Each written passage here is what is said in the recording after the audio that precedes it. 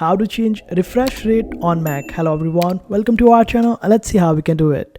For this, just simply open up your system settings by clicking on the Apple icon at the top left hand side corner, then select the option of system settings. Over here, scroll down a little bit on the left hand side panel. Here you get the option of displays.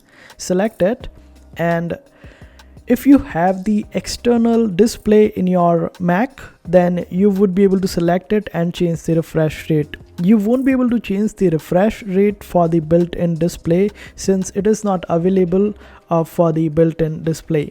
But you can get third-party apps, and it is not in the terms and conditions of the YouTube for me to promote that apps. That's why I will not be able to disclose those apps over in this video, but you can get third-party apps if you want to change the refresh rate for the built-in display, and this is how you do it.